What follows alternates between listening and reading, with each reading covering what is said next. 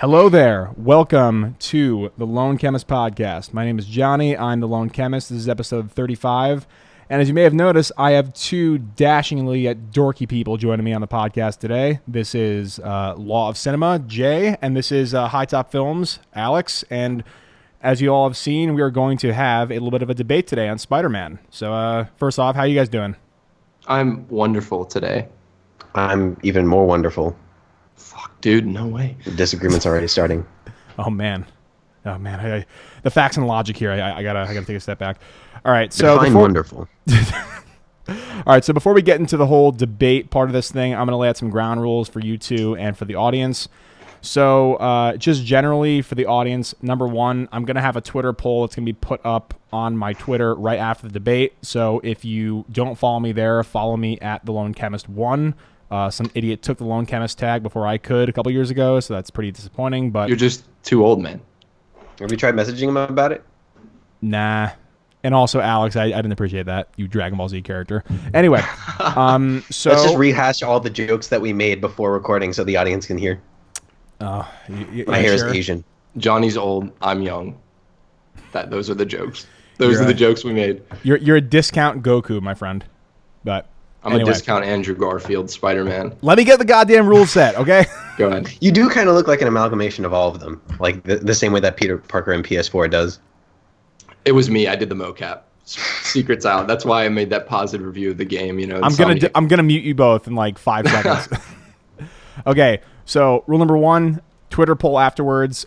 Vote strictly based on not your own partisan leanings, but on who actually had the best argument set up for the actual position that they're espousing.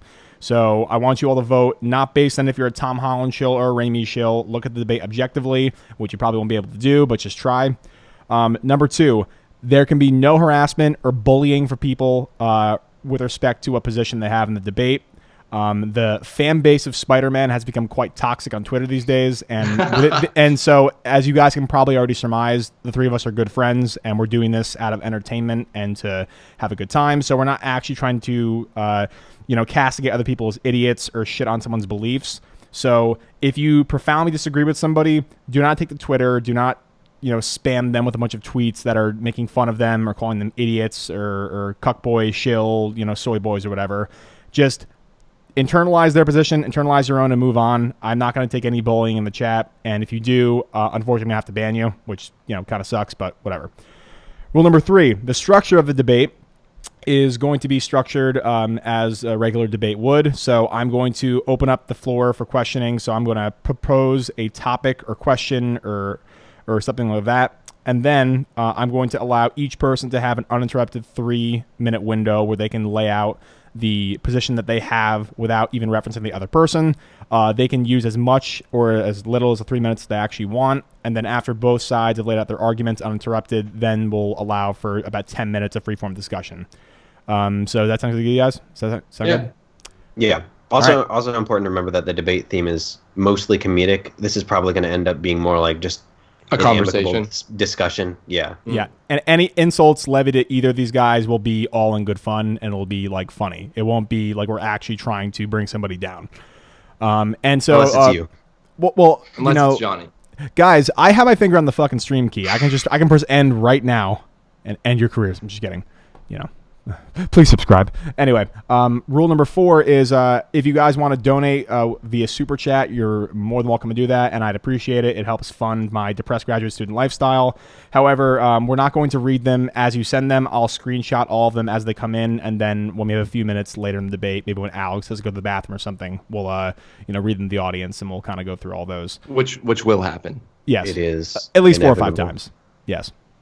Anyway, but with that laid out, those are the parameters and really the only 2 rules of the debate. Any other questions, guys?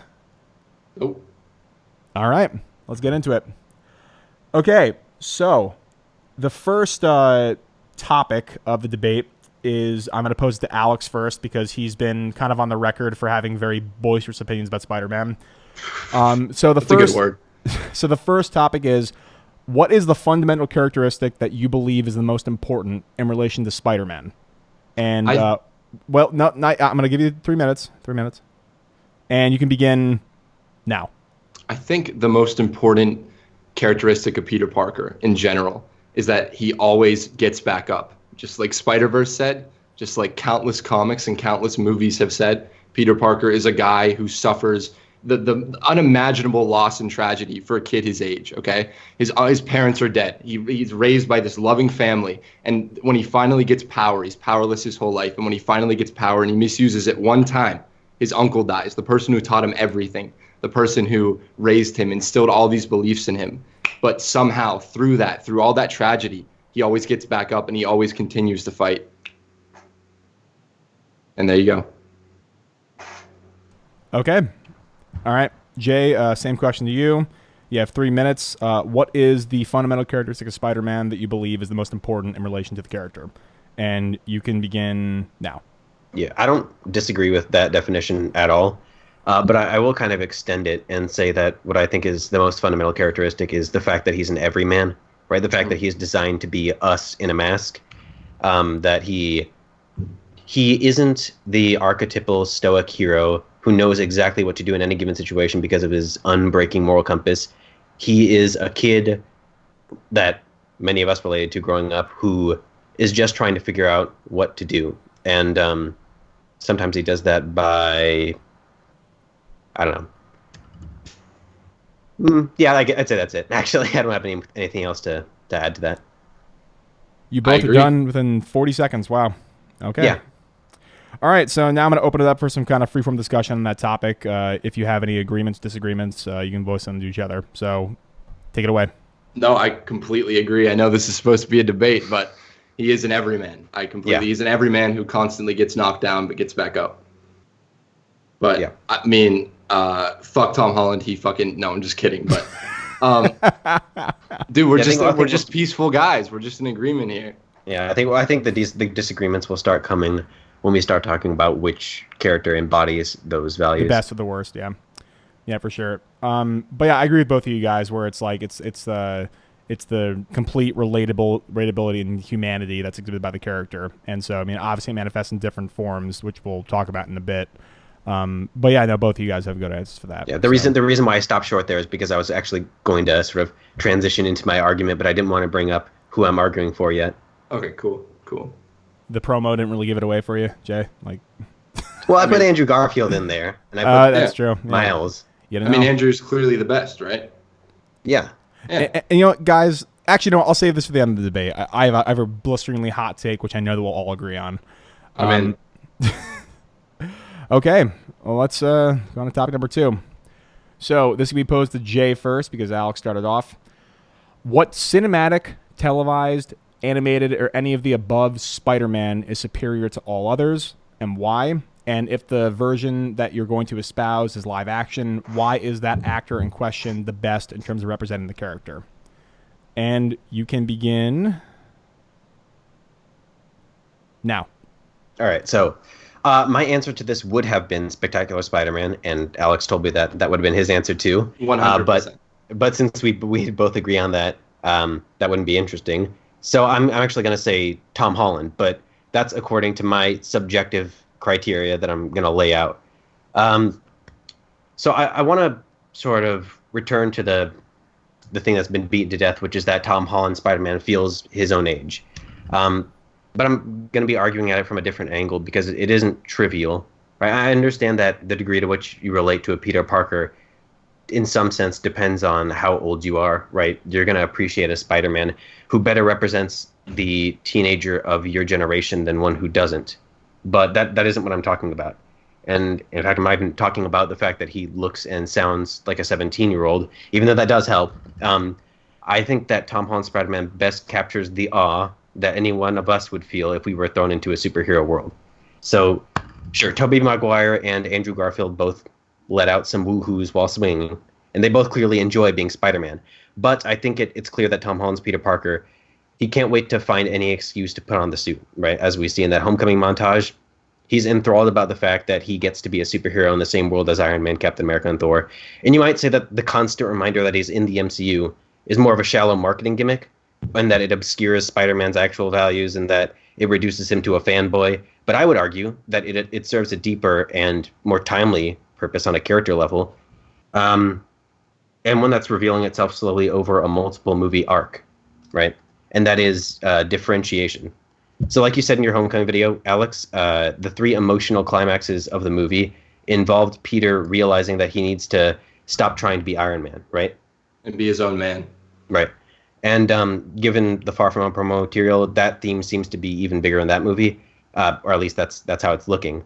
Because Spider-Man was introduced into the MCU so late into the game, I think that Peter, starting out as an Avengers hyperfan and slowly transitioning into his own individual identity, partly by making Iron Man his mentor and then letting his death impact Peter's character, I think that's the best way to capitalize on the fact that this Spider-Man has access to a larger universe of superheroes. And I think that that's the best way to give him sort of a place to go in the inevitable billion future appearances that he's probably signed on for. And I guess I would also say that that's a good way to make him different from past movie interpretations. He's definitely different. We can agree on that. Yeah, especially since the last one. 30 seconds. Especially since the last one we have was so recent. The differentiation theme also plays really well in sort of our culture today that's social media obsessed, which is why I think it's pretty important. And that was also the message of Spider-Verse, only was more flatly said there. But yeah, that's all I have to say. All right. Wow. Right on time. Beautiful. All right. Alex, the floor is yours. I could hear your disagreement, by the way. No. That wasn't being sarcastic. All right. So, Alex, the floor is yours. It's about which version of Spider-Man is superior to all the others, and if it's live action, why is that actor in particular the best suited for that character? And you can begin now. I would say Spec Spidey, like you had already said, Jay, but just for the sake of fun, and I genuinely believe in live action terms, I'm going to go with Tobey Maguire, of course. I just made a Raimi video where I went into it and said that because of that movie inspired the love of Spider-Man from so many different people. And I think a reason why is because that character is the Tobey Maguire Spider-Man is so good-natured. Like I said about what I view as the fundamental characteristic of Spider-Man, he's getting knocked down. Tobey gets ragged on for crying all the time. Well, yeah, because his life fucking sucks in those movies, right? Like, think about it. He's in love with Mary Jane, but Mary Jane doesn't know who she is yet, so he doesn't even know who he is yet, right? And he can't possibly be with her because he can't even figure out who he is. And he deals with becoming Spider-Man. He deals with the death of his uncle. And he just always gets back up throughout that entire trilogy. He's knocked down. His idol, Dr. Otto Octavius, becomes a monster. And then the way he beats him is by talking to him. He uses compassion. And I feel the good-natured element of Tobey Maguire is something that's definitely missing from Andrew Garfield. I think Tom Holland has it for sure. I think Tom Holland has it in spades, right? But I feel like Tom Holland Spider-Man, I don't want to get into the disagreement part yet, but I feel like Tom Holland Spider-Man hasn't suffered enough for me to see that as the definitive Spider-Man.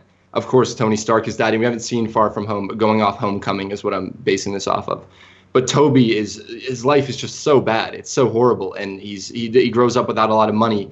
He grows up with his aunt and uncle. He grows up with a best friend who's emotionally closed off.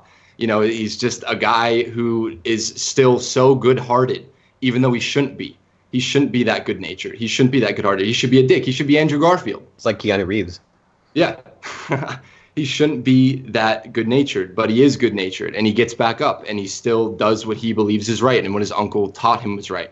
And you see that throughout all 3 movies. The movies aren't about him stopping the bad guy. He beats all the bad guys by talking to them throughout all 3 movies. In the first movie with the Green Goblin, he talks to Norman Osborn, and then Norman kills himself, you know? And in Spider-Man 2, he beats Doc Ock not by punching him in the face, but by reiterating what his aunt and what his uncle and what Ock himself taught to him. And he could just use his abilities. He could just fight. He could just be a typical superhero.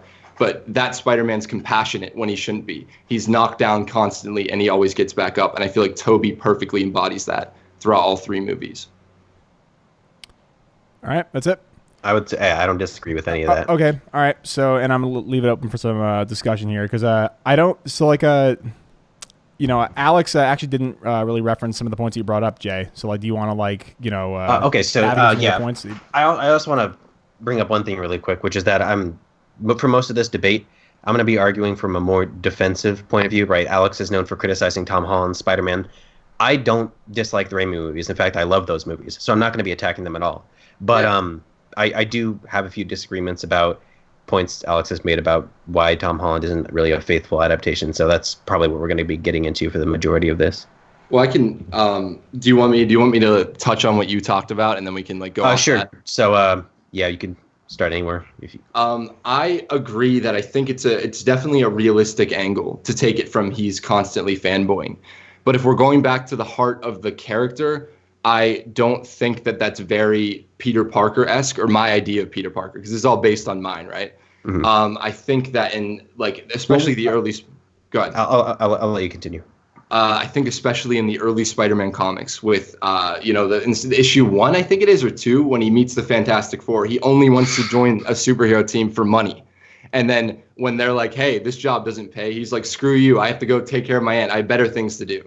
Yeah. And Peter Parker has always had a chip on his shoulder, which Tom Holland doesn't have, which is fine, because Toby didn't really have that major chip on his shoulder either, because it's always a risky angle to make your character a bit of an angst boy.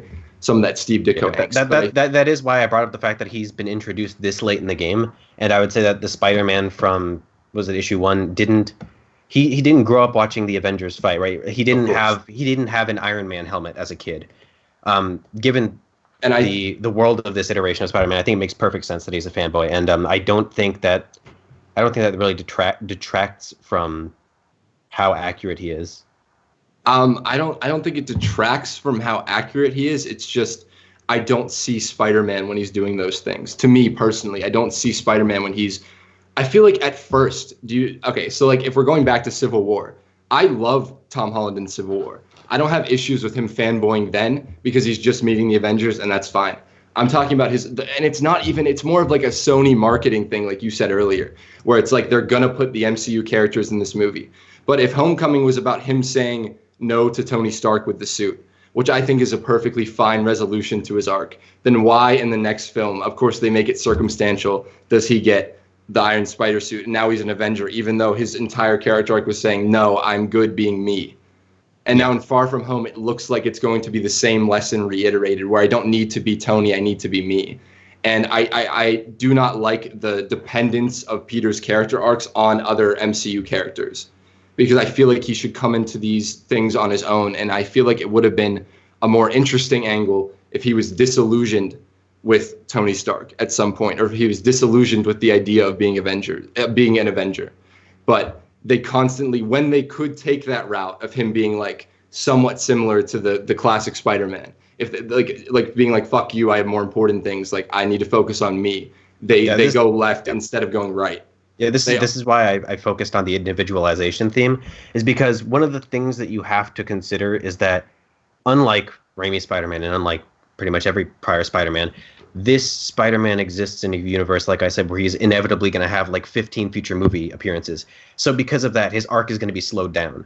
But it does seem like they are pretty consistently moving towards individualizing Peter Parker and having him start as an Avengers hyperfan, like I said, and break away from that, coming into his own as Spider-Man, as opposed to starting as Spider-Man and then meeting the Avengers, which I'm totally fine with. I want them to do that, and we have to wait for Far From Home to see if they do that. Oh, this might be sorry. I'll let you finish, but no. This might be a good time to mention to the audience that we are. Have we agreed on this? That we were considering doing an epilogue to this debate after Far From Home? An epilogue discussion after we see Far From Home.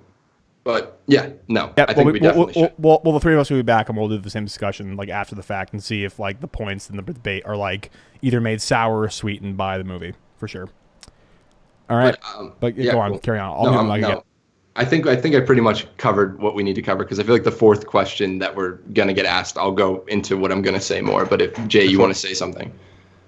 Yeah, I would just say that once again, it was kind of inevitable that the Spider-Man would not necessarily be a fan, but at least be really aware of the Avengers because of how late in the game he's being introduced.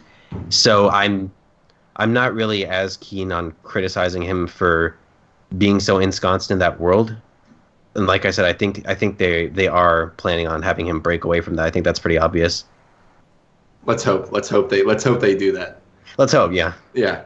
I think we'll both be disappointed if that's not what they do. Yeah, well, I mean, yeah, it's another instance where I feel like we agree on what the values of Spider-Man are. We just disagree on how well this Spider-Man encapsulates that. Yes. All right, word. You have anything to say, Johnny? I'm the impartial moderator, man. I can't off my opinion. You know, I want to know your thoughts at the end of the debate, though. I just want to know. You don't have to agree with one of us, but I think it'd be fun to hear like just your 2 cents right before we wrap up. Well, another thing that you could do, I don't mean to do your job for you, is just try and like pick out places where maybe you think you can like resolve disagreements between us, or if you see those come up. Yeah, old man, come on. Why, sensei? oh, you forget that I have Photoshop right now, and I can just Photoshop a really embarrassing thing on your face right now, Alex. I could. You could but... just take a screenshot because this room's 90 degrees. I'm about to pass out, but then Jay wins because I fucking slammed my face on the keyboard. But yeah, no, I'm actually I'm taking into account some of the stuff you guys were saying with oh shoot, wait, hold on. Sorry, my computer went into sleep for a second. But yeah, like I'm actually going to be taking some note of like the actual profound disagreements you guys may have, which I'm sure there'll be a couple when we get to like these other topics. But yeah, for right now it's been pretty civil. Yeah, I mean, like I was hoping we're also just civil people. Mostly. I mean, I was hoping for like a Mike Tyson, Alex virtually bites Jay's ear off, but I guess it's not going to happen. I think you have to bite my right headphone off. We'll see. I think I can go ham coming up soon. Ask the next question. Come on. Let's go.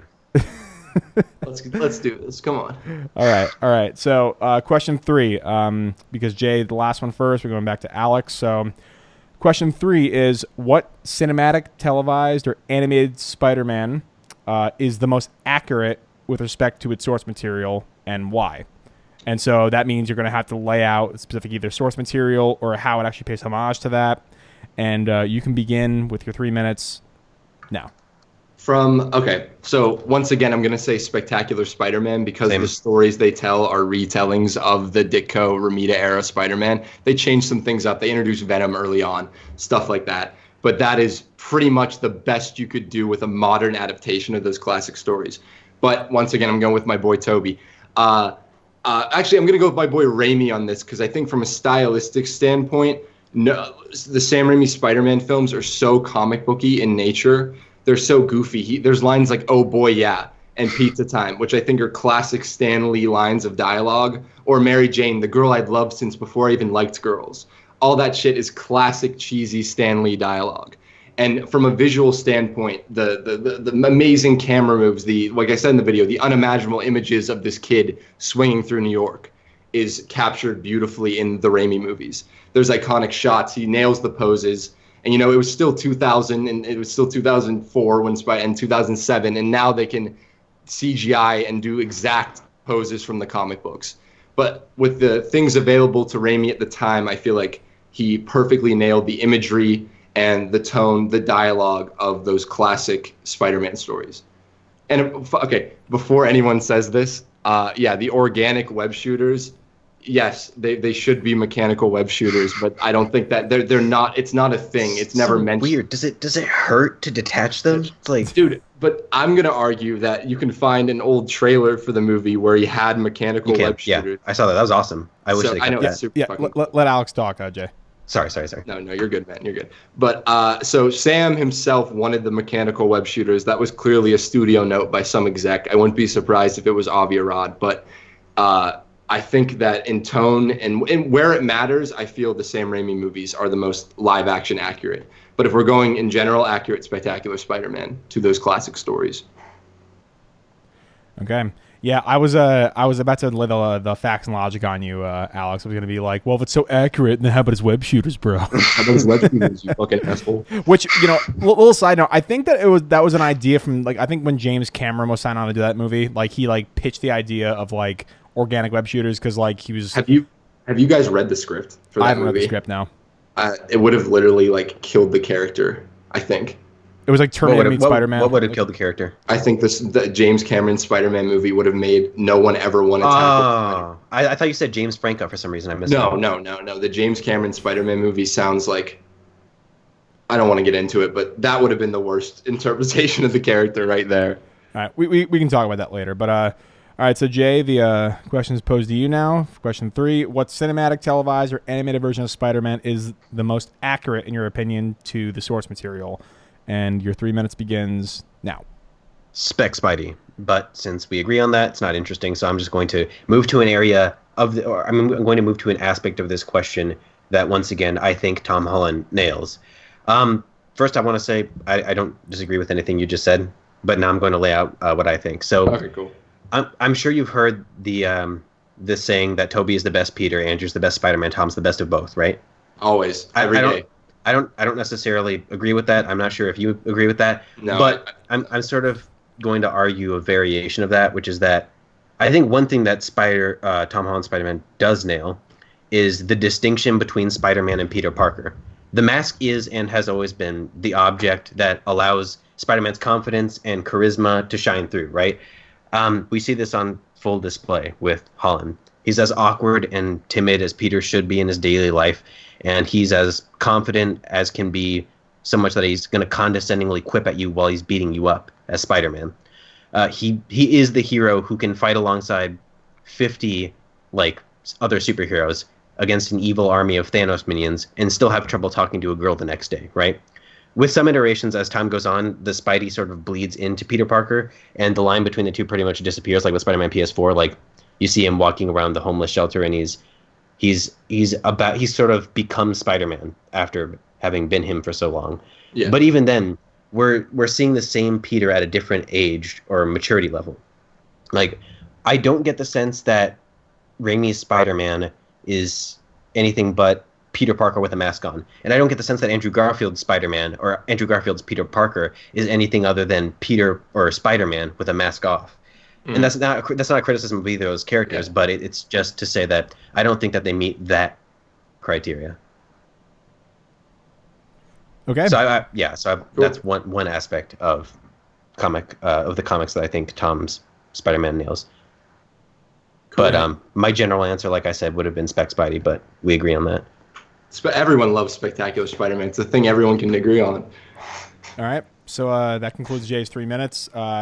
Before we get into the Freeform discussion, Ruben Garcia of Clown World sent a super chat for $5. Thank you. He said, the problem with MCU Spider-Man is that it's just an extension for the rest of the MCU. It doesn't have its own theme. What do you guys think of that? I would think that I can see where he's coming from, and I have thought to myself many times that I often wish that he wasn't. I said this earlier. I wish that he wasn't dependent on the MCU as much. And if they're gonna break him away, I think a lot of people will forgive that element right now, that he's so dependent on these Nick Fury being in the movie, or Iron Man in Homecoming, and Happy all the time, and I feel that maybe everyone would like these movies more with Tom Holland, if not everyone, but I mean like hardcore Spidey fanboys, if they were more self-contained stories that centered just around Peter Parker doing Spider-Man things. Like, you didn't need the Avengers tech to be the conflict in Homecoming. You didn't need the Vulture. We can talk about that in the future. I actually have some thoughts about that. That's my perspective on it. Yeah. So since we're arguing subjectives again, I'm just gonna sort of speak from my perspective.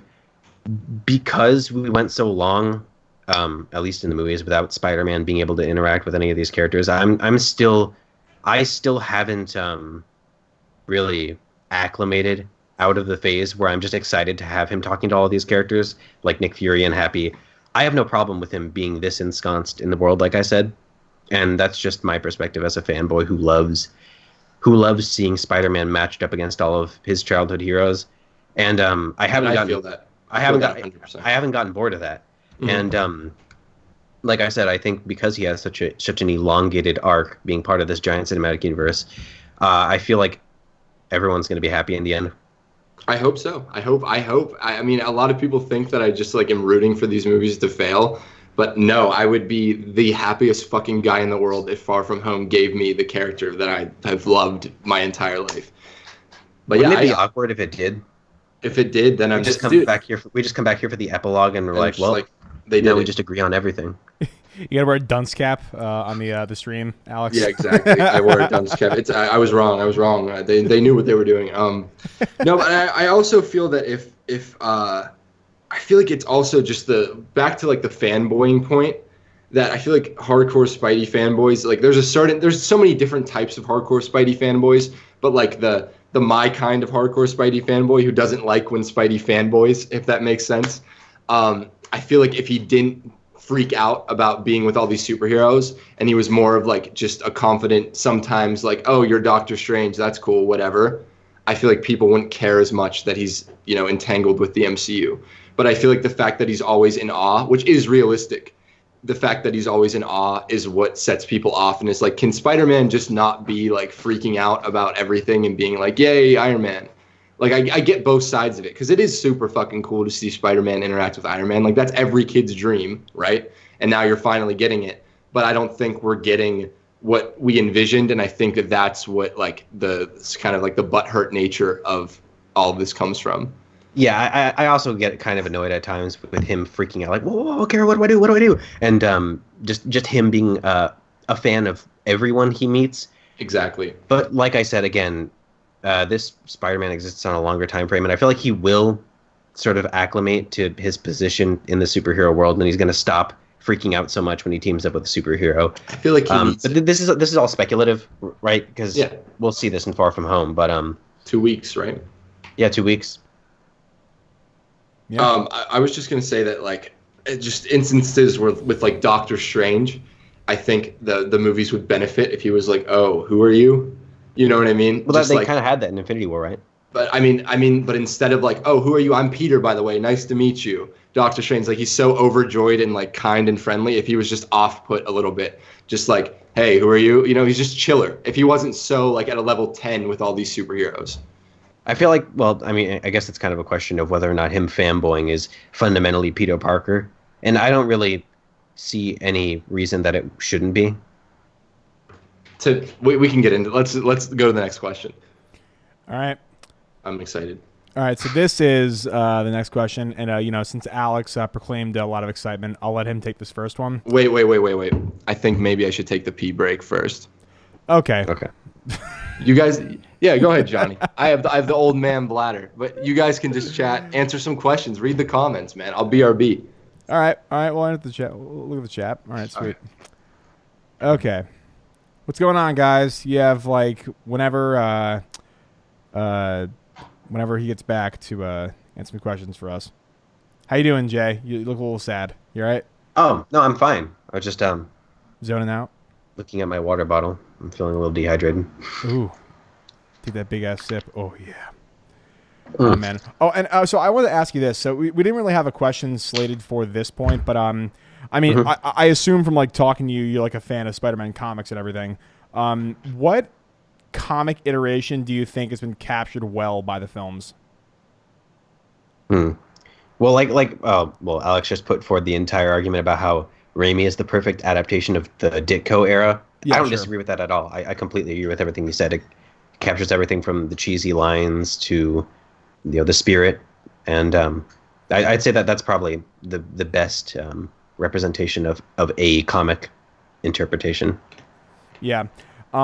It pains me to say this because, like, I hate this movie, but I do think that the aesthetic, not necessarily the character or the or even the plot points, really mirror it well. But I think Ultimate Spider-Man is actually captured decently well by the Amazing Spider-Man movies. I mean, it's not done well, but like the actual aesthetic of those films maps on nicely to Ultimate Spider-Man, because I think aside from the original comics, that's probably my favorite one. Like that entire like series with Peter, obviously before he gets iced and Miles takes his place. But yeah. And someone said, Flagaris says, "Hey, the Lone Chemist, tell Law that Ward Meacham is here watching the stream." Hey, Ward, what's up? I don't know who that is. Is that one of your fans? Shout out to Ward. He's not on Discord. Oh, you know him? Yeah. Because do I? Oh, well. Oh, wait, no. Sorry, Brown Table knows him. Never mind. Okay. Well, Ward, now HiTop knows your name, Ward. Hello, Ward. Yes, your Ward. That's not a Doctor Strange line. I'm Johnny's Ward. Yeah, you are. Ward's actually not his real name. His real name is Brandon. Although I have a feeling he wouldn't mind me disclosing that, but I should probably check Discord. And okay. All right. Thanks for that, Jay. Anyway, all right. So we're back in black. Let's do it. Alex, in your opinion, which version of Spider-Man profoundly misrepresents or misunderstands the character, and why? And you can begin in 3, 2, 1. Now, the obvious answer, of which we would all agree on, is the Andrew Garfield Spider-Man. For me, particularly in TASM 2, where he's just a fuckboy, right? But something that I was talking about and was very passionately heated about was, I think in Homecoming, just that version of Peter Parker, the post-Civil War Peter Parker in the MCU, I just think fundamentally misrepresents what Spider-Man has meant to so many people. And this is all from my perspective, what Peter Parker means to me. And what Peter Parker means to me is he's a kid who didn't have anything. He didn't grow up with much money. He had loving parents, but like I said, he's getting knocked down constantly. He suffers. All of that, all those negative things that I keep mentioning. But he's never handed anything. He has to work for it. And even when he works so hard for it, when he goes to fight Bonesaw in the ring in the Raimi movies, he gets $100 instead of 3,000. And that's just, I think, the ultimate Peter Parker thing. And with the MCU, that Peter Parker has a father figure mentor with Tony Stark. So that eliminates the money troubles. They don't really go into the money troubles outside of Civil War. They don't really go into any of the emotional turmoil he feels about all of this. And I hope they do. But a Peter Parker without problems, a Peter Parker without money problems, a Peter Parker without any issues, without suffering, a Peter Parker without realistic, relatable struggles isn't much of a Peter Parker to me. So every time I sit down, I prepared for this and I watched Homecoming the other day, and I think it's a perfectly good movie. It's fine. It's paced well. Like I said yesterday too. Yeah, it's a good movie. But I don't see Peter Parker suffer enough, and I don't want him to get beat up constantly. I don't want him to get bullied all the time, but I don't see that Peter Parker have to work for anything. I think that Peter Parker's handed a lot of things, and I feel like that fundamentally misrepresents what the character's about, because Peter Parker has always been someone who has to work towards something, and then he doesn't get that thing he's working towards, so he keeps moving forward. He gets back up. And I don't get that sense from Homecoming. Yeah, I totally get that. All right. Jay, questions for you. So you can choose to either respond to what Alex has said, or in your opinion, which version of Spider-Man profoundly misrepresents or misunderstands the character and why. And you can begin your 3 minutes now. So I do have a response to that, but I think I'll just give my answer to the question, and then we can talk about our disagreements in the discussion portion. Mm-hmm. Well, my answer is Andrew Garfield, of course, which is a kind of a tangent, but I might as well. He's too cool.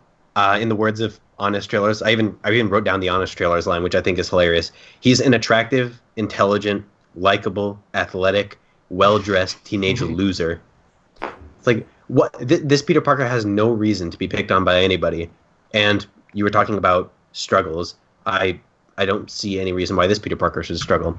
And that aside, he's just too jerky, and he isn't nearly mature enough. Like the entire scene where he's just humiliating Flash Thompson, that was cathartic in theaters. But the more I think about it, it's just Peter Parker would be mature enough not to entertain Flash Thompson, which is actually one of the things that I love about Homecoming, is that Peter Parker never talks to Flash Thompson. He doesn't say a single line to him, which I thought was a cool detail. But yeah, I don't see Peter Parker as the type of guy who, as soon as he got his powers, would use it to take revenge on the person who's been bullying him. Like Raimi Spider-Man's a good example of this. Like, even though he has powers, he doesn't decide to humiliate Flash in front of the crowd. He says, "I don't want to fight you, Flash." And then he defends himself. It's not like exactly.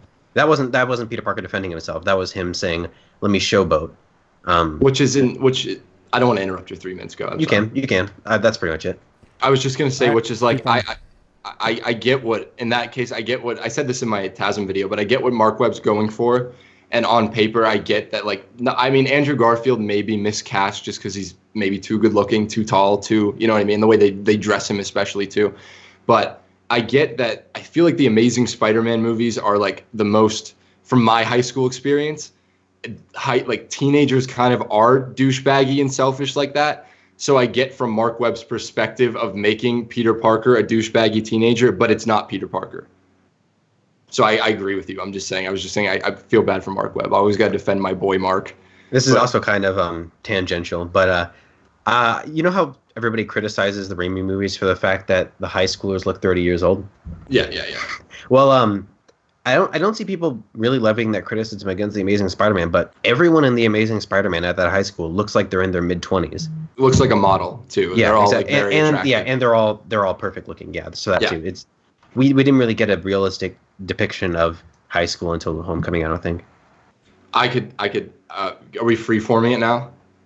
Yeah, this is freeform. Yep, all freeform. So like, So if you have with any Homecoming, disagreements, so with Homecoming, with my high school experience, that is very unrealistic. I don't think any of the movies have nailed high school, period, even Homecoming. But he goes nails to it like more. Nails it more than the Amazing the Spider-Man. age-wise, like the way the kids act, yes, for sure. But it also like, heavily depends on your region and where you went to school. And I went to like a fucking public school where people would smoke everything in the bathroom. Like I tweeted this the other time, like you'd have to walk down the hall and avoid fights and stuff, shit like that. So seeing that like in Homecoming where it's like everyone's smart, and it is a science, it's like a private school essentially, right? See, that's not really relatable to me. I was just going to say that. So like, yeah, that's it. My public high school experience was nothing like any of the Spider-Man movies for sure. And if I had to pick one it was closest to, I really don't have any, probably none. Oh, can I rag on Andrew Garfield's Spider-Man one more time? Yeah, go for it, man. He's so cool that he's not even the guy being picked on by Flash Thompson, right? Yeah. He's the contemporary going up to Flash and be like, "Hey man, come on, don't bully these people." Yeah, I know. He's not the little kid, but that scene's so fucking funny to me because the kid's like 12 and Flash looks like a grown ass man. And he's shoving this little kid's fucking face in this like what was it, like meatballs or some shit? What is it? It was spaghetti, yeah. Spaghetti. It was like spaghetti, yeah. And the kid looks like 4, and then Flash is a grown man. But yeah. All right. And I'd like both of you to kind of respond to each other with like I guess like kind of the gripes that each of you have with either the Raimi Spider-Man or the Homecoming Spider-Man. So I thought you were gonna say with each other.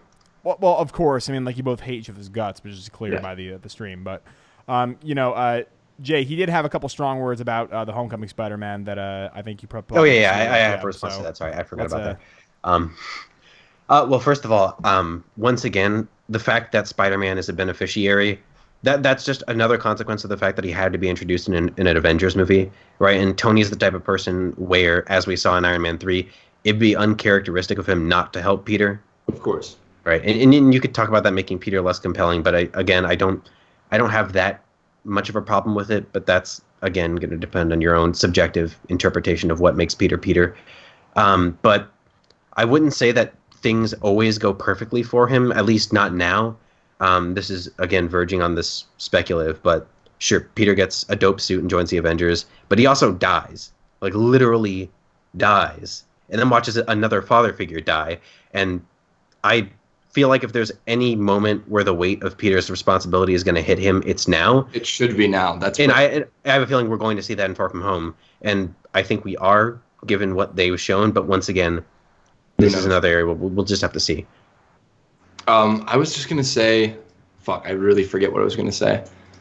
I agree with what you just said about, it makes sense. Every decision they've made has made sense. Like, I'm not arguing with that. It makes sense within the MCU. I'm just saying there's some riskier storytelling decisions that they could make that would appease my fucking nitpicky Spider-Man ass, or like questioning Peter's relationship with Tony Stark. There's this great moment in Homecoming that I really enjoy where, well, I enjoy most of it. Let me explain. Where Vulture's like, guys like me and you, Pete, we have to stick together. The little guys, like Stark doesn't care. He'll never understand your problems. And that is the perfect chance for them to make a mature storytelling decision and make Peter talk to him about it. But Peter's literal line after that is, "Why are you telling me this?" And then he gets the rubble knocked down on him. And then that's it. And it's like, if you wanted to question it, which Vulture is questioning, like, hey, you're a little guy, like, you're probably not rich, like, you're not like Tony Stark. And then make a decision where Peter's like, no, I'm me. I'm like me. I'm not like you, and I'm not like Tony Stark. That would be more interesting. That would be more compelling. I also don't really think he has a reason to doubt that Tony cares for him. No, not even that Tony cares for him, but just about Tony Stark's character, because of all like his just of all the shitty things Tony Stark has done pre-Iron Man. If they brought some of those back to it, and if they even made Peter be like, hey, like damage control came in and fucked over your company, like fucked over your crew. And Peter's empathetic with that. That's Spider-Man-ish to me. Because Peter should technically relate more to a person like the Vulture in that movie than to Tony Stark. But it never challenges that. It never challenges Peter as a character in that way. And I understand why, because they're starting these stories off light, and they're probably hopefully, like we keep saying, hopefully they're gonna get more emotionally mature and like more emotional dilemmas. And they released that clip today. I don't know if you saw it with Mysterio, where Peter's actually. I've chosen to. No, yeah. I won't say anything then. I won't say anything. But it seems like they may be giving us some of that. But just Homecoming by itself, there's so many things that could be consequences, like I said in the video, or could be emotional dilemmas that the movie avoids to keep it light and fun. And I don't think that Spider-Man has ever been just light and fun. And I'm not saying Homecoming's all fluff, but it goes out of its way to be more light and fun than angsty and emotional and have emotional weight. And it's an intentional decision, so I can't be like, fuck you, John Watts, for, telling your story. But it's just a decision that goes against my personal idea of Spider-Man. But I think that if they keep making these movies and they do bring in that emotional angst and they do bring in that emotional weight, then I'll reflect back upon Homecoming in a brighter light, because it is a part of a movie, like however many movie arcs. But as of right now, that's how I feel. Yeah, I don't have too much of a problem with that, because I can see why they would make some of these safer decisions, and just given the fact that it's the first movie of Spider-Man in the MCU. I think that's it. I don't know. It's another case where it doesn't bother me too much. Sorry about that. But that's kind of, well, there's been a larger problem in the MCU of just people not acknowledging how terrible Tony Stark is. Oh yeah, no. So that's hardly Homecoming's fault, but no, I don't blame Homecoming. I just think that, like, once again, that's a path they could have gone down that would have been more Spider-Man-ish, whatever that means. But they purposely chose not to do that, and I get why, but I just don't like it. Mm-hmm. Yeah, but if they were going to go that route and it was going to get more confrontational, Tony Stark would have to be in the movie more, I think, and that would cause more. That would cause more grief for all the fanboys, including me. Yeah. And then should I like lay down like the 1-2 punch about other shit that scares me about Far From Home and MCU Spider-Man? The floor's yours, guys. I'm just laying back and watching the film. Do you think that some of this verges more on other questions territory? How many questions have we done so far? We've only done 4 of them, but we 4. Dude, yeah, we did them all. Really? Yeah, we did them all. Yeah, but like obviously, like you said, like they're tangentially related. Like each one kind of leads into the next one. But something I wanted to ask is, what do you think the stakes have to be for a Spider-Man film for it to be not only effective, but kind of in your personal line of thinking for what Spider-Man should be? And well, this actually kind of moves closer to. There was a second part of the question that I think you kind of ignored, which is which Spider-Man embodies the fundamental characteristic best. But we talked about that in the second question. But yeah, okay, you can lay out your case more explicitly if you want. So, if I want, yeah. So I'm going to bring up another thing that I think Tom Holland's Spider-Man does really well.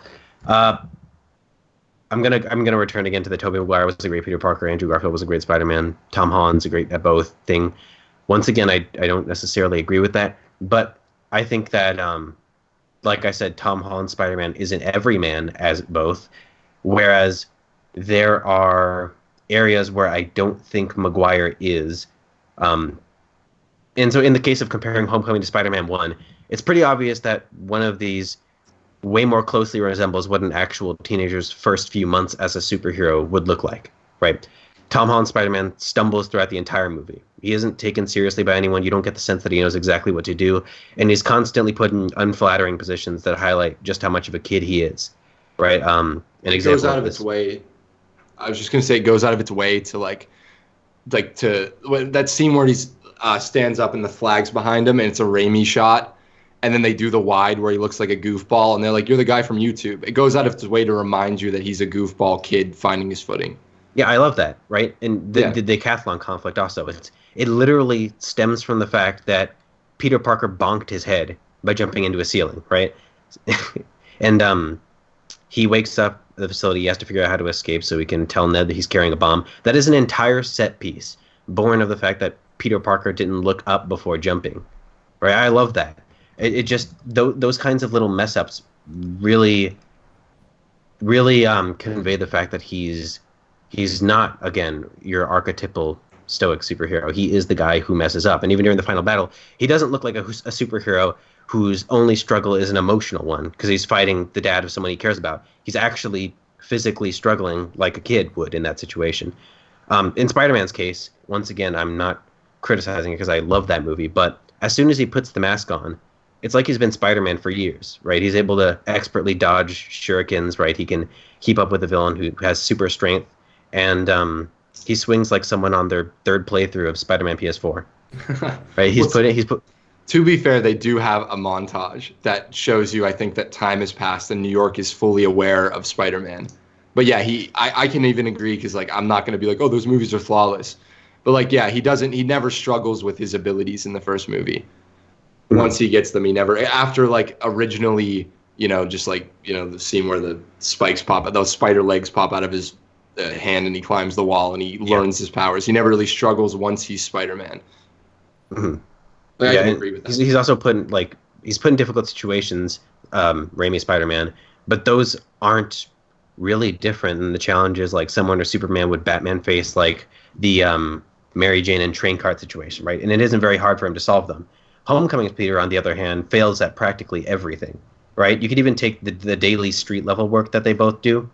In Spider-Man 2, during the pizza time scene, Peter sees two kids about to get run over, and then he saves them, tells them no playing in the streets. It's a charming, fun scene from a great movie. On any day of the week, I relate 1,000 times more to the Peter Parker who can't find the owner of a stolen bike, accidentally stops someone from stealing their own car, and can't find any work to do other than giving an old lady directions. Right? It's not glorious, but it's real.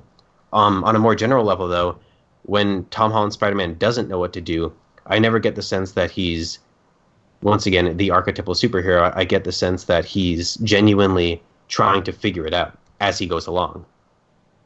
No, and I agree with pretty much everything you said, except for that relatability factor, because I would say the exact opposite. On any given day, I relate more to a Spider-Man who can't make time to go see Mary Jane's play, who can't balance paying bills and paying rent, who has to work as a pizza delivery guy and take pictures of himself. Right, that comes back to the money struggles area, but I was talking more about Spider-Man and the experience of being a superhero. Being a superhero. Yeah, right? I know, and the fact that he doesn't mess up. No, I can agree with that. I'm just saying that I relate more to the Tobey Spider-Man, and maybe that's just because like where I'm at in life, like my headspace, but I relate to constantly disappointing people when I don't mean to disappoint people. I would agree I would agree that Tobey Maguire's Peter Parker probably has more compelling personal struggles than Tom Holland's Spider-Man. So yeah, I don't disagree with you there. Yeah, and I agree that I think that it's definitely the Tobey Maguire Spider-Man has to grow up really fast. Like he becomes a man once Uncle Ben dies, and the whole, kind of he starts his journey of becoming a man, and then when he has the ability to say like, Mary Jane, even though I am madly in love with you, it's the mature decision for me to walk away from you. And that's when he really becomes a man. He starts the movie a boy who loves the girl next door and leaves the man who says no to that. And that happens really quickly. And I feel like just because they're telling Tom Holland's story in so many movies, in Homecoming, he has that chance and ability to like stumble when he's web slinging and stumble when he's, he can't figure shit out, in the final action piece, like that plane fight, he doesn't really know what the fuck's going on. That again, that's one of the benefits of the fact that it takes place in a larger cinematic universe that I'm happy about. Yeah, and I don't disagree at all. I think that, it's definitely more relatable to how a 15-year-old would handle being a superhero right off the bat. But on the same side of that, I wish that he would I wish that he would. I think it's time for him to grow up, and we'll see if he does. This all. Well, I think he will. Like I said, he literally died. I think that the hope so. experience of Infinity War and Endgame will have changed him. Like I feel like by the time he gets to Far From Home, he will have said, you know, I've literally fought an army of evil monsters alongside the Avengers. I can handle stopping a thug from breaking into a bank without like falling on my face. Yeah, without falling on my face. Yeah. I hope so, man. Like we keep saying, I fucking hope, because then I think a lot more people would be in agreement at that point. Should have done this debate after Far From Home, morons.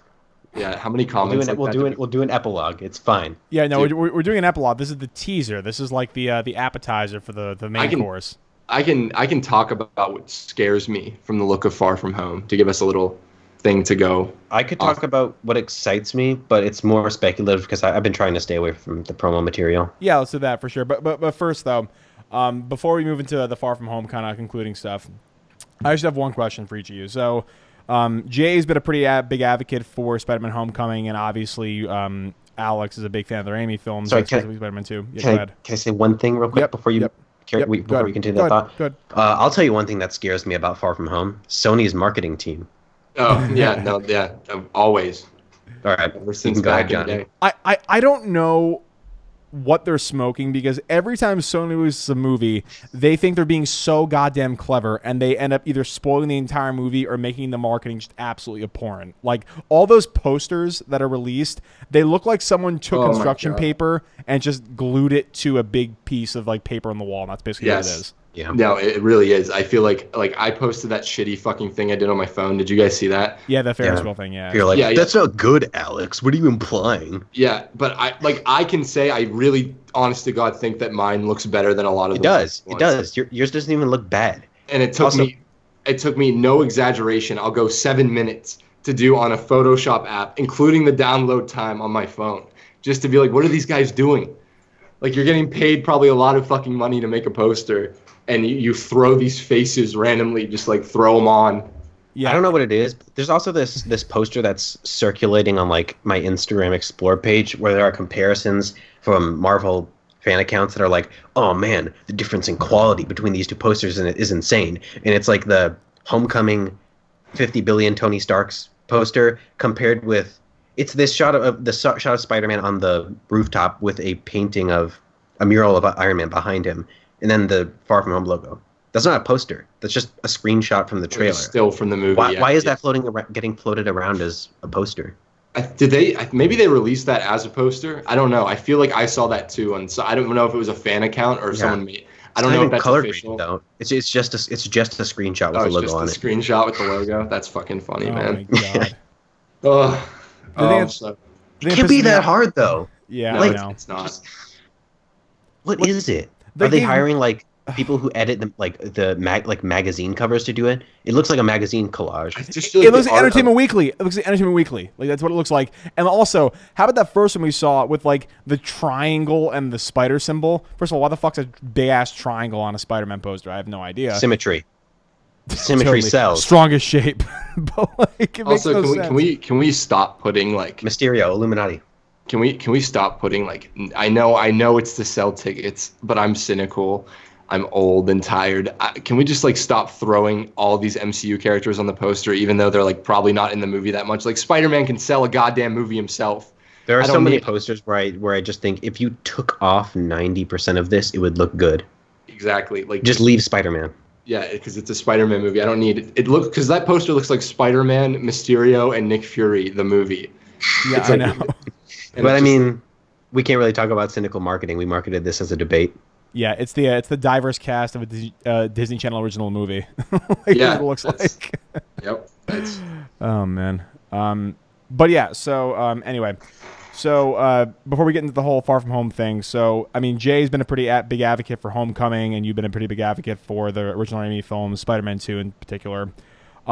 For each of you, what is one glaring flaw of the movie that you're humble and realistic enough to admit that takes away maybe not your enjoyment of the movie, but kind of grounds it where it's like, okay, maybe there isn't a perfect Spider-Man interpretation, but this flaw just kind of screams in my face. So either one of you guys, we don't have the time or I think just like bring it up. I'm perfectly happy to admit the flaws of my movie, Homecoming, that I directed. John Watts, is that you? And then you take off a mask and you're Sam Raimi. That's why he hasn't made a movie in so long. He's been coordinating HiTop Films this entire time. I've been just hyping myself up. He's been humble bragging on YouTube for the last 2 years. True. Sam's actually my uncle. Not gonna lie. I thought you said he's your daddy though. No, he's both. No, you're his dad. Ask. You're his dad, Johnny. You're my dad. I'm like the adoptive father, but he's the biological father, I guess. It's like a Maury Povich kind of thing we have going. Exactly. So I just call him Uncle Sam, even though he's my dad. Oh, wow. That was a lot of layers of that whole tangent there. Like, we have different dads, Uncle Sam. All right, go, Jay. Flaws, go. Oh, I was going to let Alex go first with Raimi, and then I'll... Oh, okay. All right, go ahead.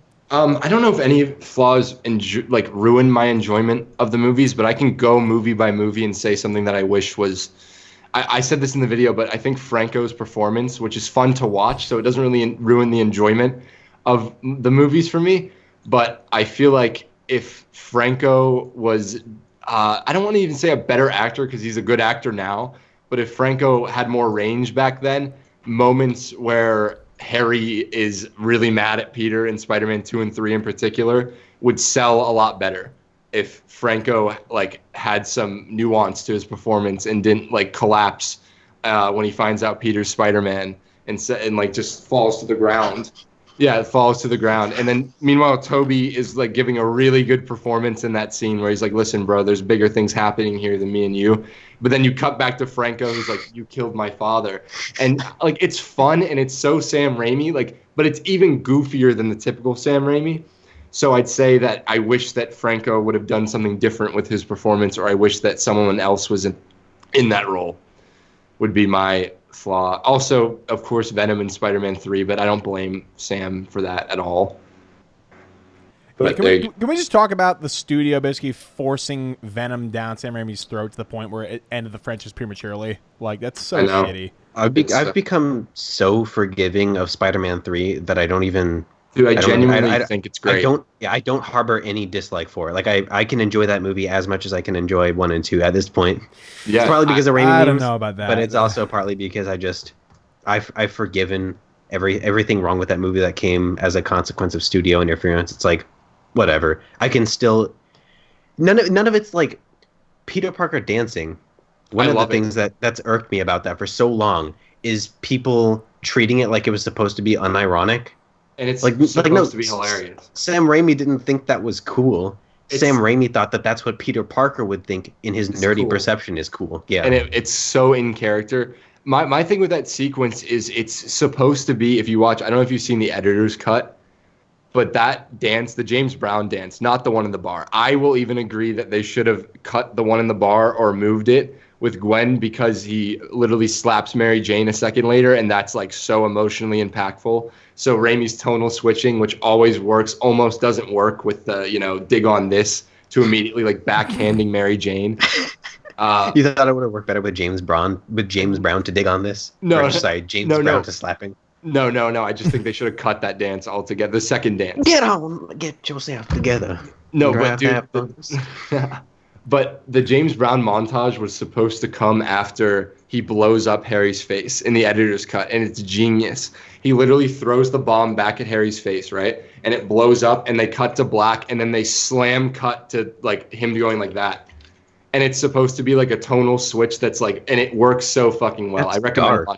I recommend watching the editor's cut because it's supposed to be what it is. I was listening to the commentary because I'm a fucking nerd and doing the videos on these movies, but it's supposed to be a parallel to Raindrops, where you have the most emotional moment, which is in Spider-Man 2 when he says, "I can't take your hand, Uncle Ben."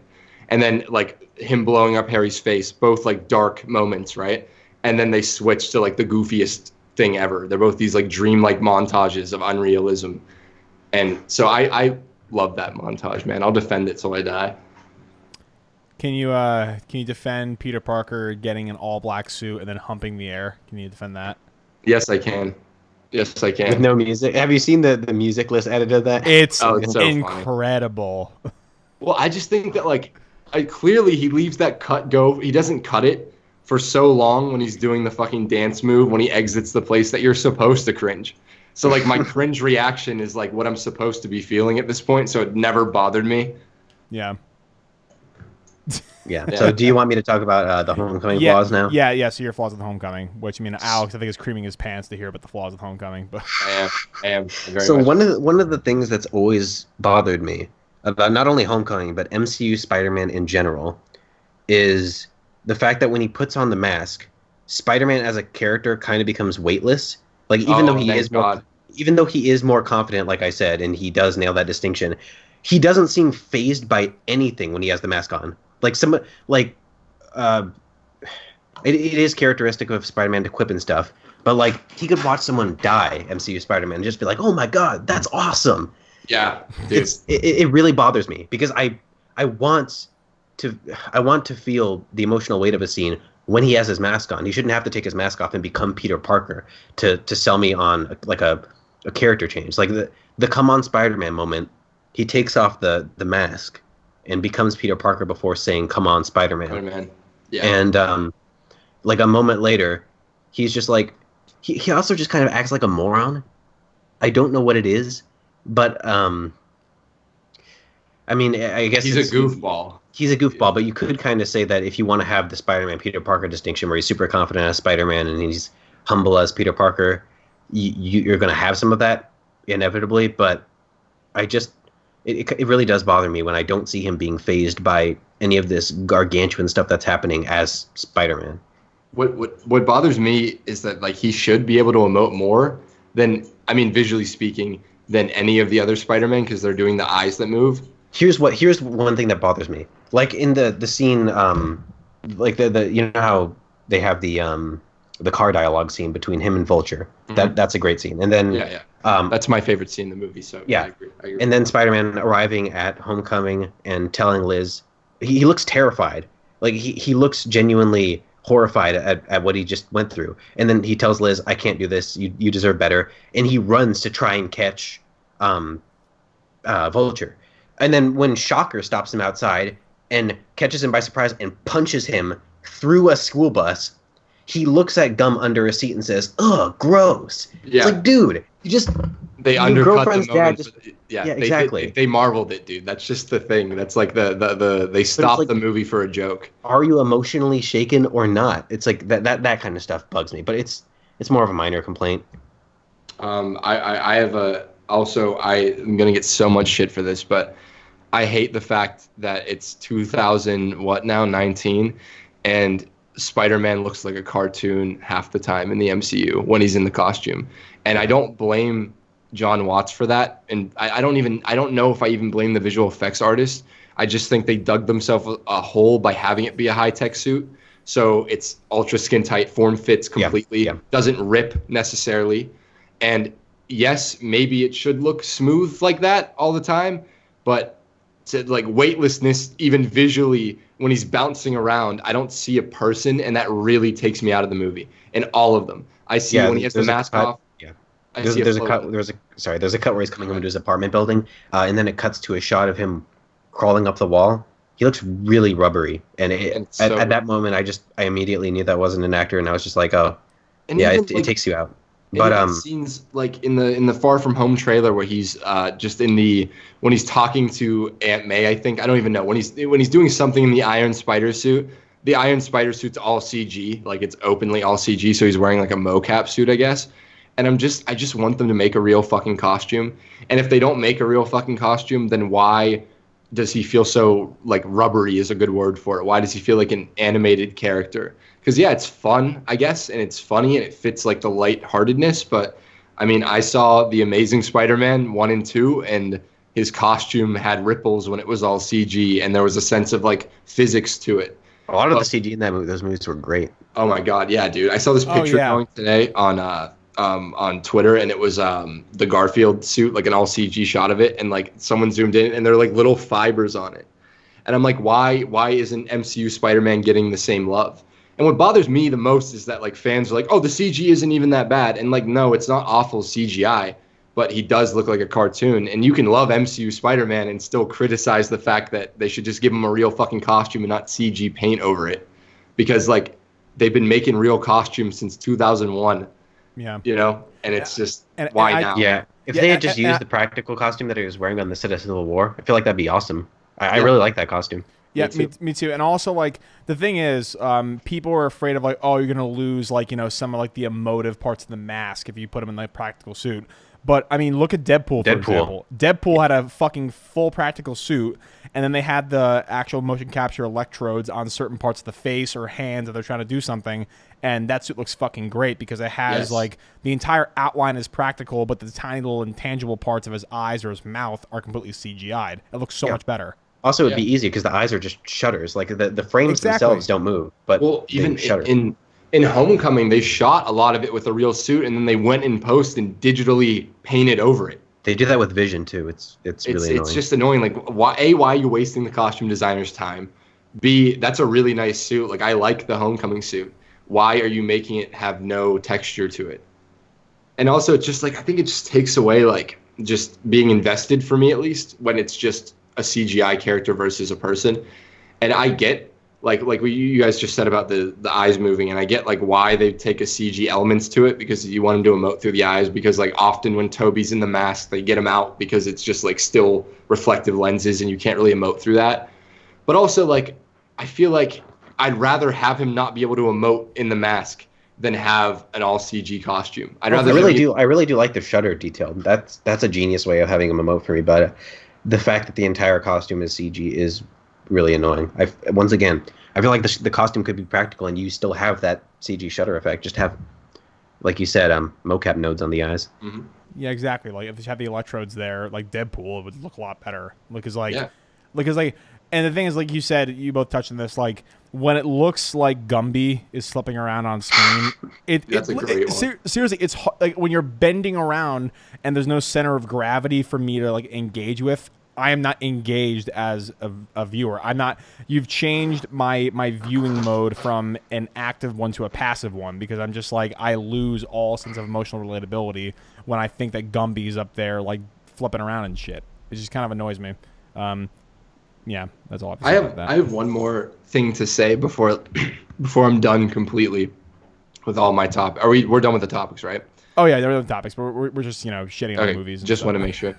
I feel like a lot of the reason why I'm so critical of Homecoming, outside of the fact that I just don't really love that rendition of Spider-Man, is back in 2002, the things Raimi did visually for visual storytelling, filmmaking-wise, like the artistry on display, and this is more of a problem with the entire MCU, like the way they make movies and the way they often don't let indie filmmakers do everything they could do. It's hard for me to even put Homecoming, like even to compare the two as films, because one is so visually literate and one is so inventive in the way it's moving the camera, and one is so, like, Raimi does this beautiful thing. This is a spoiler for the HiTop Films video, this part 2. But during conversation scenes, Raimi will go from mediums, and as characters are getting closer, he'll get closer. Like the camera will get closer to their faces, and he's doing some really cool directing things with the camera, like visual storytelling. And when I watch Homecoming, I think John Watts is a perfectly fine. I think he's a really good comedic director. Like he nails comedy beats. Like the comedy in Homecoming is better, I think, than a lot of like the Marvel comedy. But I need Spider-Man, just because that was my first big experience with him. I need him to be visually exciting. Interesting. Yes. Yeah, that's also a criticism that I have of the entire MCU. I don't know, maybe like somehow their marketing team has discerned that the desaturated, overlit look is really marketable. I don't get it. I mean, you could say it's for visual consistency, so you know it's the same universe, but no, it's not even. There's never an excuse to put caps on the director for such a small reason. And you're doing like Spider-Man, and I don't know what Sony did to John Watts, but like when there's movies like fucking Spider-Verse, which are so creative, okay, and even Spider-Man 3 is so goddamn creative in its visual storytelling. It's like, why, when Spider-Man's in the MCU now, is it a Marvel thing? Is it a Sony thing? Why do I feel like John Watts is in handcuffs with what they're allowing him to do creatively? Like I feel that for almost every director except James Gunn in the MCU. James Gunn must fucking just cheat his way through the ranks. Yeah. How did he get away with Guardians 2? Even Guardians 1 is really like it has the same level of desaturation as the rest of the MCU. But Guardians 2 is just vibrant as hell. Guardians 1 still like more visually interesting than 99% of the Marvel movies. Visually, yeah, but even the color color palette gradings, yeah, it's ugly. But how did he get away with 2 though? Like, I think it's more like, hey, I made you a bunch of money off these no-name characters, so just like let me have that creative freedom. Yeah, But I guess. I don't know, man. But I just want, especially with a character like Spider-Man, it's time to drop the reverse shot medium with the, desaturated look. And even Homecoming has less desaturated look than most of the Marvel movies. Like his costume's really red. But it's time. Spider-Man's a character that needs like to be exciting, like I said, visually. It needs to be like, oh my God, the director is doing so much. Like he's showing off what he wants to do. He's doing it. But I don't get a sense of like, of course, John Watts has style because every filmmaker has style. It doesn't need to be overt style. But I feel like John Watts isn't going full John Watts, and that kind of sucks my enjoyment out of the film element of Homecoming and most of the MCU movies, if we're being honest. Yeah, that's a larger criticism of the MCU. I don't, except for James Gunn, like I said, get the sense that any director is being their full selves. And that's all I want, is a director to be them full selves, especially with a character like Spider-Man, who, you fucking have swinging sequences. Why are you just CGIing the swinging in, Yeah. That's probably my biggest criticism of the MCU as a whole. I feel like if they corrected that and they just gave directors full visual control, I wouldn't have any problem with the MCU at all. I think that I have this video coming out called, I don't know what it's called yet, but I have this Endgame video that's going to make me lose all my subscribers. And one of my big things about that is like they it's like Patrick Williams, what he said. They do the impossible by balancing all these characters. But is it too much to ask that you step away from the fucking green screen for a second and you spruce it up with the cinematography? Is that like, I guess maybe it is too much to ask, and I'm being selfish, but like these comic book characters are legends. They are, like they are the Bible for so many people, right? And I feel like you should be your creative self when behind the camera when doing these movies. Otherwise, what the fuck is the point? Yeah, I totally agree. Yeah. So we ended on an agreement, and Johnny's dead. When did you guys How you doing? flip? That's interesting. Actually, no, we had a super chat. $2 from Elijah Colbert. Thanks. Opinion on MCU Spidey not protecting his ID well. Protecting his identity. Yeah. I'm not a big fan because I feel like it can. I don't know what they're gonna do with it, but I even like the fact that Aunt May finds out at the end of Homecoming. But what I don't like in the Far From Home trailer is that she's openly supportive of that, because then you eliminate drama and tension by having Aunt May know he's Spider-Man, because he doesn't have to hide it from her or Ned or I don't know if you saw the trailer, or another character in Far From Home. Yeah. It eliminates tension of like the secret identity element, but the whole MCU doesn't have secret identities. I don't think a single fucking character like has a big secret identity in the MCU. Yeah. But I feel like you lose some drama. But even within that creative decision to just show like, oh, Aunt May knows he's Spider-Man, which is different. Even that, if they don't deal with that, like, oh my God, my 15-year-old son essentially is putting himself in danger all the time, and it stresses me out. If they do it like, oh, I'm supportive, how was taking out the mob, Peter? Then I'm just gonna like be like, oh. I'm kind of just not the biggest fan of the fact that MCU May doesn't really seem to have a character. Oh no, she's just hot. That's it. Yeah, exactly. But yeah, and that's such a fucking shame. You're gonna make me fucking just get angry. I don't want to get angry on camera about MCU Spider-Man, but like that's Aunt May, man. And we don't even need to go into Uncle Ben. If they don't like do something with him in Far From Home, like I need to hear the words "my Uncle Ben" at this point. Just not like, I just need to know, because that's his dad. And I think that it's not true to the character, and it's not true to realism if someone doesn't mention that their actual person who raised them, who instilled every belief and value onto them, and they don't mention them. That just seems weird to me. And I could forgive it because, like, yeah, Homecoming's the first one, and he says, like, oh, Aunt May's been through a lot recently. And in Infinity War, he doesn't really have time to be like, oh, my dead uncle. But now's the time to be like, hey, I had this really important person to me, and he died, just like Tony. And, appease Spider-Man fanboys who need hashtag Uncle Ben Gang on Twitter. I see that all the time. I think that's so fucking funny. Uncle Ben King. Yeah, as long as someone in the MCU inculcates those values in Peter. I know that I get that criticism, but again, MCU Spider-Man isn't the only Spider-Man, and I'm perfectly fine with watching them do something slightly different in this area. I'm just hopeful that they're going to do it well, but once again, we probably won't know until we see Far From Home. Far From Home in theaters July 2nd, 3rd, 4th? 2nd or 3rd, yeah. Second, a Tuesday. It comes out on a Tuesday. I guess That when we do the epilogue, what we think about Far From Home is going to decide whether that's another debate or just a discussion. I just have a feeling from the trailers that I'm going to feel the exact same way I felt about Homecoming about this, but I'm trying to go in with an open mind. I think that I feel like there'll be a more interesting argument to make once MCU Spider-Man has his own trilogy, as opposed to one movie and having been in a bunch of other movies. And that's just I've just been burned before, where like Man of Steel came out and it was so not Superman to me. And I'm not comparing Homecoming to Man of Steel. Don't take that out of context, internet. But where that was so not Superman to me, but like at the end there was a chance that maybe like, oh, it's a 3-movie arc for Superman. And then the next fucking movie was Batman v Superman. And then the next movie was Justice League. So I'm just like, I've been through this before, I feel. And I'm just hopeful that it goes right this time and it actually has a payoff and he becomes the webhead that everyone knows and loves. Mm-hmm. Well, I mean, Man of Steel, Superman's costume did go through a 3-movie arc. It got progressively worse. Worse as it went on. He looked more and more. How did they manage that? I don't understand. The Man of Steel costume looked so good. How did they ruin it? I hate how it looks in Justice League. It looks so bulky. Because I think the color correction wasn't good. The lighting wasn't good. Joss Whedon had to work with what he got.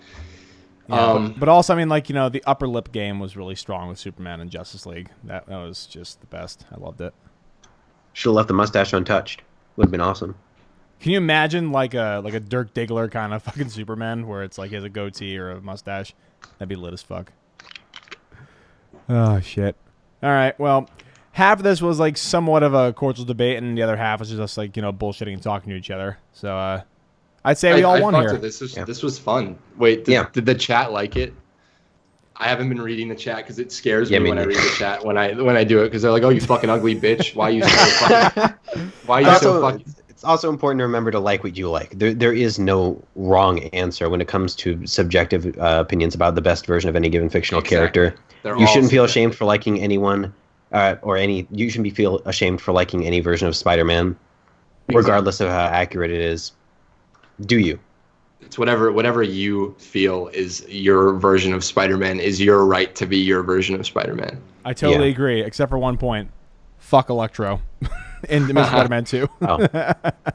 On that one, you can't really be subjective. That one is just a fact that character is terrible. It's my birthday, now it's time for me to light my candles. I